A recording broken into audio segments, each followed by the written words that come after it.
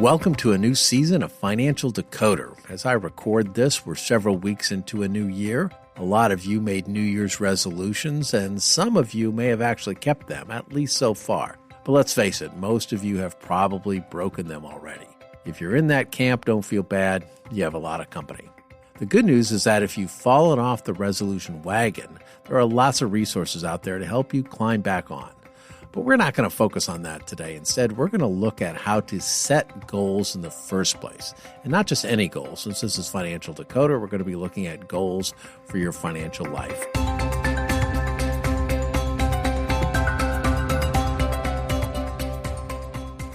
I'm Mark Reapy. I head up the Schwab Center for Financial Research, and this is Financial Decoder, an original podcast from Charles Schwab. It's a show about financial decision-making and the cognitive and emotional biases that can cloud our judgment.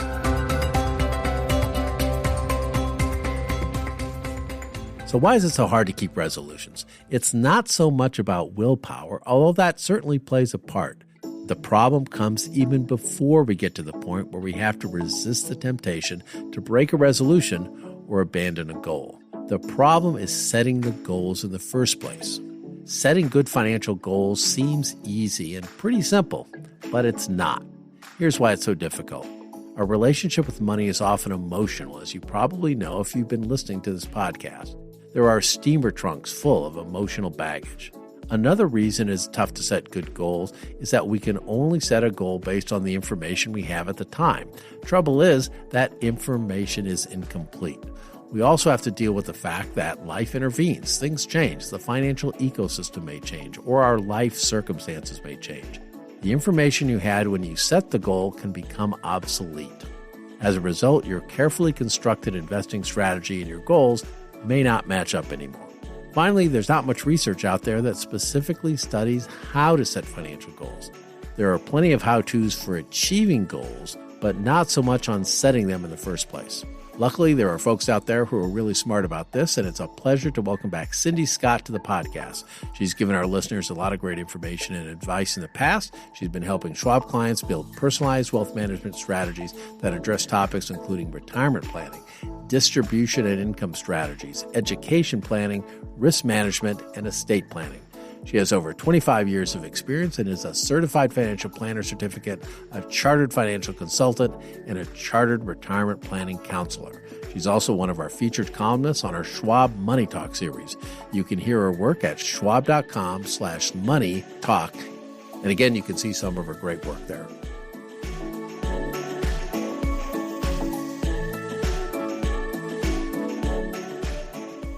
Cindy, some of my favorite episodes of this show are ones where I get to talk to people like yourself who spend all day, every day working with real investors, helping them solve real problems. So I really appreciate you being here today. Oh, you're welcome, Mark. Thank you for the invitation. The premise of this episode is that many people, they really don't approach goal setting, especially if the goal is longer term, with the same kind of rigor and research as they approach other decisions. Has that been your experience in working with clients? Is that kind of what you've been seeing? Yes, absolutely. When it comes to defining specific financial goals, I find that a lot of people have a vague notion of what they want to achieve, but they don't always have the specificity needed to make their goals a reality. For example, I worked with a lady earlier this week who was very excited about creating the financial plan. But when I asked her what she most wanted to achieve financially for her retirement, she was quick to say she wanted to maintain her current standard of living. I thought that's great.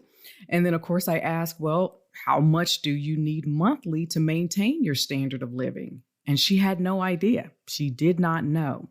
So before we could continue with creating her plan, she had to do some homework. She had to catalog her expenses. And this is something I encounter every single week. But from a financial planner standpoint, what I want to say is that I'm okay with that. because part of the planning process is to identify goals. And then the very next step is we define the goals. And so that means being more specific. What dollar value do we need to put to that goal? Or what's the time frame in which we have to achieve the goal? So part of the process includes adding the rigor to the thought process so that now we have something specific that we would work towards. And what I would tell investors is don't let that deter you from seeing or seeking the help that you need, because your planner will help you define more specific goals and put the rigor to it.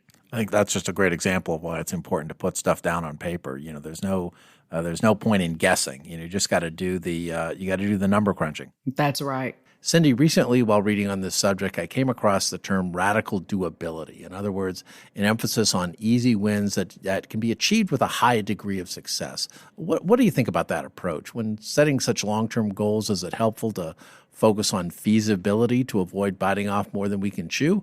Or does that approach cause us to maybe set our sights too low and not build enough aspiration into our goals?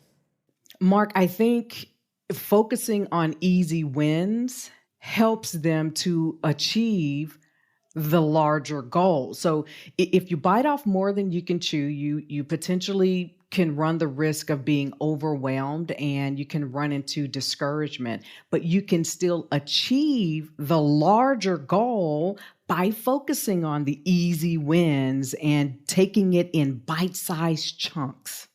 And so to keep people from being discouraged or to keep the motivation up, I would say focus on some easy wins. In an example like saving for retirement, right off the bat, it's, hey, can I contribute to my 401k plan up to the match? Because when you look at the overall need of the amount of money you will need to accumulate to sustain your spending for 30 years, you may look at that today and go, well, 3% of my pay right now is just not going to cut it. But you have to realize your pay, if you're just starting out, your compensation is likely to increase over the years. And as your compensation increases, so will your contribution, by virtue of the fact that you've got a bigger base on which that 3% is factored in.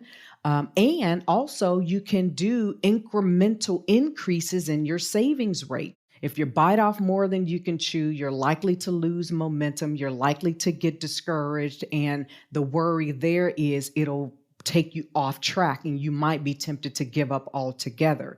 So bite-sized pieces is what you want to think about. The traditional example is, how do we eat an elephant? Well, one bite at a time. When we're trying to achieve these financial goals, we need to take the same approach. Bite-sized pieces, do it incrementally in small steps that add up over time. Yeah, no, I think that's great advice. Tons of evidence that helping people break these big topics down into smaller, more digestible pieces makes a lot of sense and makes it easier for them to kind of achieve things and make progress. What about, though, people with multiple goals? At the end of the day, we're all being pulled in a lot of different directions. How can you help people prioritize and deal with the inevitable trade-offs that have to be made sometimes? The steps in the planning process are we identify what the goals are, and then we define the goal in terms of time frame or dollar value. When we identify what the goals are, we place each one in a priority category.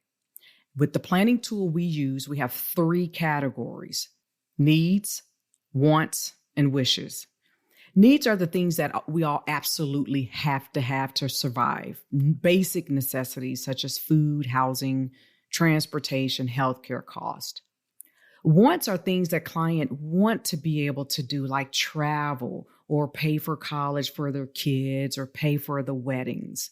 And then wishes are things that would be nice to have, but that we're willing to forego if there isn't enough money to fund all the goals. So a wish could be something like a major purchase, a boat or some type of vacation home or cabin, beach house. I've even seen people add as a wish the desire to provide financial assistance for a family member, such as a parent or a sibling who may not have enough money on their own. One of the reasons we use these priority categories is so we know where to focus when it comes to the saving and investing, especially if there isn't enough money to fund other things. So we focus first on making sure the needs will be met. And then we focus on funding the wants and, of course, the wishes come last. So that's how we help them focus on prioritizing savings towards the most important goal, the needs. And then they know that these wishes may have to be reduced. We'll have to make some trade-offs here if we can't fund everything.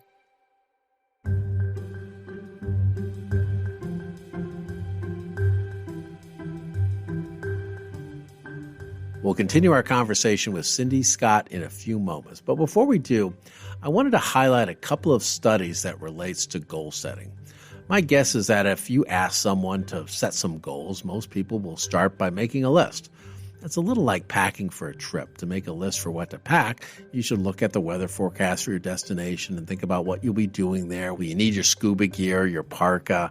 Will you buy stuff there instead of taking it with you? Will you check your luggage or just have a carry-on?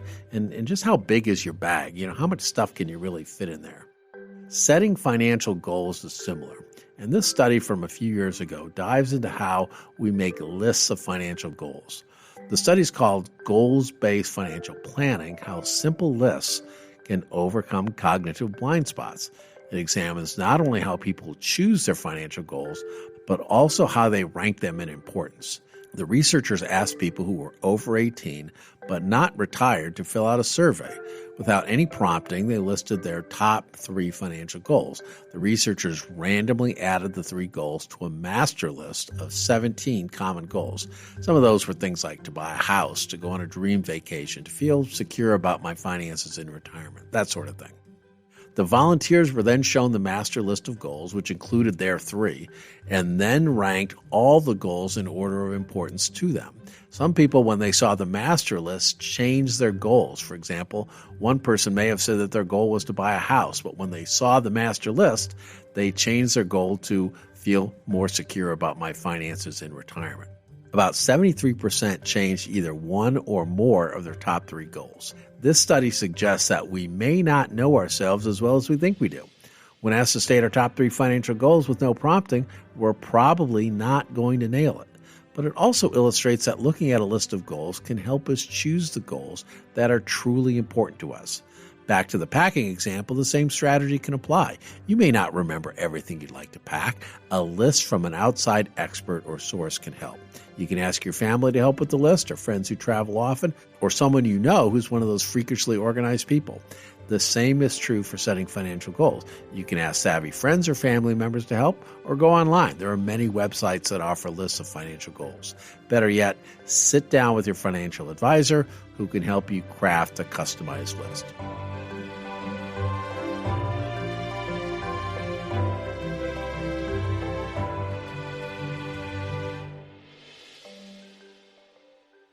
What's your advice for couples trying to align their financial goals, especially when they have different perspectives on money? That's a good question, Mark. So I've got a couple of thoughts here. One, I encourage couples to have an open and honest conversation about each partner's financial history, their habits, and their attitudes about money, because this will help the couples have a shared understanding of the other person's experience with and their perspective on money. And that's important to have in any relationship, but especially when you're starting out. And then second, I would say for each partner to separately define what's most important to them in life. So each partner would essentially ask themselves these questions. What matters most to me? What constitutes a life of joy, significance, and meaning in my life? And what do I value above all else in life? And so each couple then would take note of their responses and then compare notes to see where they both have overlap, because this overlap becomes their shared values. And from there, they can establish financial goals that they know will be aligned with both partners' values. It might be for one couple, they want to have a rainy day fund to cover unexpected expenses because they both had experiences in life where things popped up and they didn't have money to cover that. Another couple may want to, buy a house or start a business, or one couple may both want to save for an early retirement, or someone else may want to pay 100% of their kids' college fund. So whatever it is, first start with identifying what are my values, what's most important to me. And then you compare notes with your partner, looking for where you overlap. Those become your shared values that lead directly into you establishing some shared goals. Another thing for couples to consider is deciding if they're going to keep their finances separate or if they're going to combine their money.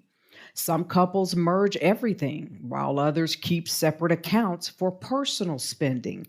The objective here is to find a system that feels fair and functional to both partners, because we want them to respect each other's money mindset. One partner may be a saver while another may be a spender. So compromise will be key here, but couples can avoid financial resentment by setting guilt-free spending limits. And we've heard about that. So we're going to come together on our shared goals and values and figure out, are we going to have one account that we save into for ABC goal?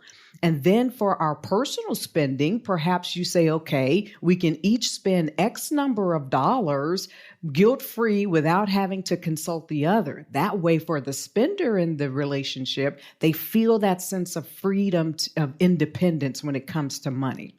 Okay. And then I would always tell couples that when needed, seek professional guidance. If money is a recurring issue in the relationship, they should consider premarital or relationship financial counseling to help work through some of those underlying issues. And then also, from a guidance perspective, a financial advisor can provide objective advice tailored to your specific situation. So look for and find a financial advisor that you connect well with and that you trust. Many of those approaching retirement have adult children, or their children will be grown when they retire. And we've discussed on the show before about how that dynamic can play a role in your financial planning. What's important to consider when you're in this early stage of setting goals for your plan? Yeah, it's really just part of the goal identification process. When we talk to families and we know they are charitably inclined, or perhaps they have the level of wealth today where they want to start gifting to their children and or grandchildren so that they can see them benefit from it while they're still alive, as opposed to waiting until they pass away and then giving it all to them. And so it becomes an important aspect of the financial plan for the parents. When we do financial planning, we factor all of those goals in because that's what's important to the family. Now, in terms of involving the children in it, what we typically will encourage parents to do is start having a conversation with your adult children, making sure you share your money values with them. Because there are some parents, when they gift this money to children, adult children, during their lifetimes, they're expecting the children to use that money in a certain way. Well, the question becomes, are the adult children aware of that? Because if they're not, they may go spend it on the, sports car, whatever the thing is. And then the parents are a little disappointed because they're like, well, we were hoping they would put it in a college fund for our grandchildren. So the parents, before they start gifting, they should probably have a conversation with their adult children around their values for money and their expectations or hopes and desires for how the adult children will utilize and spend this money once the parents start giving it to them. It boils down to communication. If there are clear lines of communication and expectations and some dialogue and discussion where the parents are sharing their intentions and desires, and then the children get to also weigh in and say, well, here's what our situation looks like, and here's how we could best benefit from this gift, and just having that open communication and agreement. And I think both sides will benefit from that and have, ease in the relationship when it comes to money. Social media is filled with savings challenges, investment trends, and financial influencers. What's been your impression of their impact? Helpful, impractical, risky, all the above, none of the above? What do you think? I think, Mark, it's all of the above, but I do believe the impact has mostly been positive in that it has brought awareness to a variety of financial planning topics, some of which are very important for couples and individuals and families to address. Take, for example, the no spend challenge. It comes in a variety of approaches, but the idea is you pull back on spending on non-essential items for a set period of time in order to free up money for more important things like paying off debt, creating an emergency fund, or paying for an upcoming vacation. So you don't deprive yourself forever, but the challenge is a catalyst to helping people get started on funding their goals, or perhaps they can make quicker progress on fulfilling the goal achievement. But to make something like the no spend challenge stick, you have to commit to apply the new awareness to the rest of your financial life. That way it doesn't become just this 2-week challenge that I rely on to, I don't know, save up some money quickly or pay down some debts over the course of a month or a year, however long you want to commit to the challenge. So that's the one caveat I would have about some of these things that you read or see on social media for these savings challenges, is try to figure out how to not just make it a temporary focus, but how to take the lessons and the awareness to apply to your whole financial life so that you develop good disciplines over the course of your life, and it's not something you rely on as like a crash diet, so to speak. The other thing is, when it comes to some of these investment trends or ideas from these financial influencers on social media, I want people to be aware of the fact that the content may or may not be right for them. The author may or may not have any financial credentials whatsoever. They may be a certified financial planner, but most are not. So work with a financial advisor who knows your situation, who knows what's important to you, and who can guide you on the most efficient ways for you to achieve your personal goals.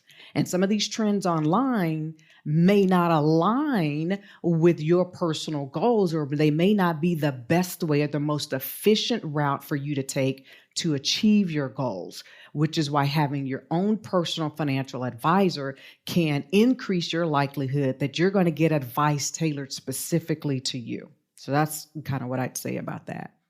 Comparison with peers is hard to avoid, especially when people are sharing financial milestones online. How do you advise clients to stay focused on their own journey instead of getting caught up in comparisons to other people? First of all, I encourage clients to create a financial plan based on their personal goals and values and what's most important to them, because that's what those people are doing. They've defined the things that they most want to accomplish. They put a plan in place to achieve the goal, and then they celebrate the milestone, whether it's in private, just among themselves and their partner, or they celebrate with their friends online by posting these things to social media. Use some of that celebration that you're seeing out on social media as a way to inspire and motivate you to go define what's important to you. You don't need to compare yourself with others in the sense that you're trying to achieve the same things they are. You want to work on and achieve the things that's most important to you. That's what they're doing. When you track progress towards your goals, those progress checks become milestones to celebrate, and they also become inspiration and motivation for the rest of the journey. It keeps you going. So you start working on credit card 2 until it's paid off, and you celebrate again. then card number 3 until it's paid off. And then at that point, not only are you celebrating card 3 is paid off, but now you're 100% free of all 3 of those debts, and you celebrate again. So create a financial plan based on your goals, values, and what's most important to you, and then celebrate the progress along the way, just like these other folks are doing on social media.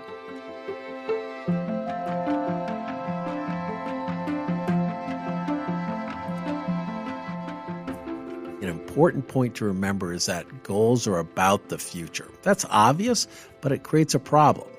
It turns out that we're not good at imagining ourselves in the future.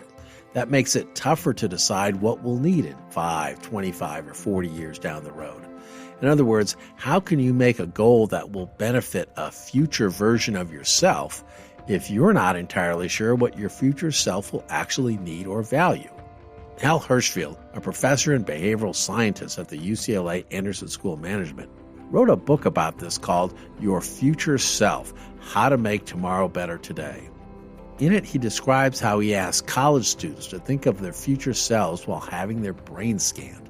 The resulting brain patterns looked more like the patterns of someone thinking of a stranger. Hirschfield poses a question that if you see the future you as a different person, or even a stranger, why would you save money for them? But he also found that this tendency is on a spectrum. Some of us feel a stronger connection with our future selves than others. One study he did found that people with a stronger connection to their future selves saved 35% more wealth than people who had below typical levels of connection. I suspect that the struggle to connect with our future self is getting worse because we're living longer than ever. Longer lives means more planning and more complicated goals. Mull that over for a little bit, and while you're doing that, let's get back to Cindy Scott.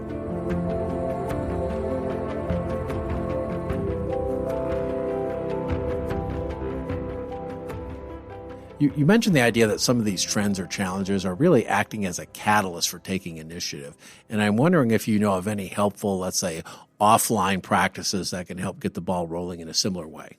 So 2 things come to mind, Mark. One is the vision board. Long before we had these financial influencers on social media, people were physically putting together vision boards that would basically become a visual representation of the experiences and the things people wanted to bring into their lives.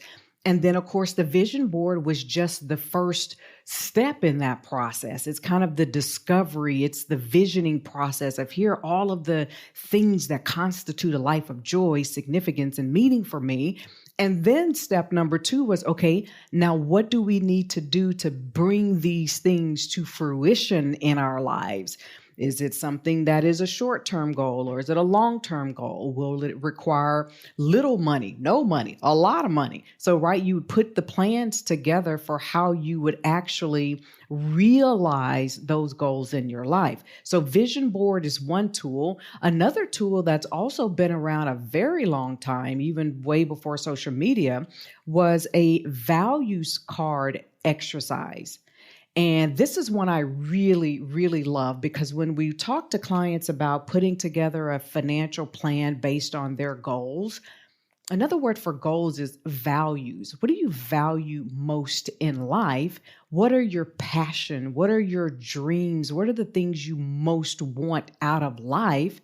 And then what you would do is put together a plan for how to bring those things about. And so the values, though, they kind of get past all of the surface level. Oh, I want this thing over here or that thing over there. And it gets to the heart of what is truly going to constitute a life of joy and meaning for us.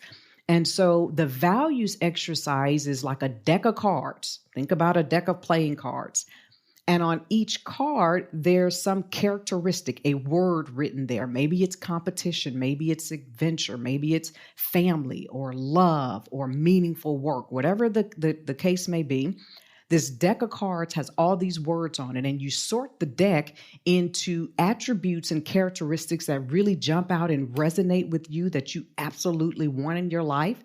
And then you sort out the ones that you're like, that's nice, but it doesn't constitute like my top 10, right? And so that values exercise is another way that we can then begin the discovery and the visioning process to say, okay, then what kind of goals do we need to set and plan for that's going to lead to the realization of whatever that attribute is, right? Family, or paying for my kids' college, or being debt free, or having excess money, or retiring early because maybe there's a family history of illness and people don't live very long. So I can't wait till 65 or 70 to retire. I want to do it at 50, something like that. But so those are two things that just immediately come to mind that's been around a very long time.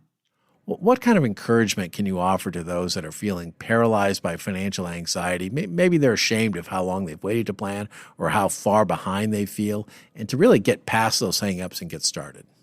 Think about it like renovating a house. Okay. For most people who tackle the project of renovating or gutting a house, usually what has happened is they've come to the conclusion that there's a lot about this house I don't like, or maybe it's the bathroom, or it's just the kitchen, or maybe it's the floors or the windows, whatever it is, something about it I don't like. And so I'm going to engage in this renovation project to update it so that it becomes a home that we can love. So when it comes to anxiety about where you are in life financially, or feeling ashamed of where you're starting, think about your financial house as a house that has a good frame. Maybe it has a great foundation, but maybe there are some updates you need to make to it because there's something about it you don't quite like. Right? If it's I'm ashamed of where I'm starting from, maybe I'm in my 50s and I've just started to take retirement planning seriously. Well, think about what you have focused on prior to this point. For most 50-year-olds, whether you're coupled or whether you're single, you've probably had a few children. Right. And maybe you put them through high school, you put them through college, you'd help give them a good start to life. Or maybe you have parents who are aging and you're having to spend a lot more of your money to help your aging or ailing parents. And so give yourself a break, because life happens to all of us. And you've done a good job putting the kids through high school and getting them through college. You've supported the people in your family who needed you the most. And now you've come to that stage of life where you're saying, I got to look after me. We've got to prepare for retirement. It's okay. You are where you are. You've got a good house. You've got a good start. We just need to tweak some things and change some things. And it's going to take some time. It's probably going to create more dust than we anticipate. It may take us a little bit longer. We may not be able to retire at 60. We may have to work to 67. But with some compromise and with a plan, you can still make a lot of progress on achieving the goals that you want to achieve. So try to just release some of that anxiety, let go of the shame, and say, you know what? Life happened and I dealt with it in the best way I could. And now I'm at the stage where I want to plan financially, and I'm going to go get the help we need to put a plan in place to achieve what's most important to us for this next phase of life.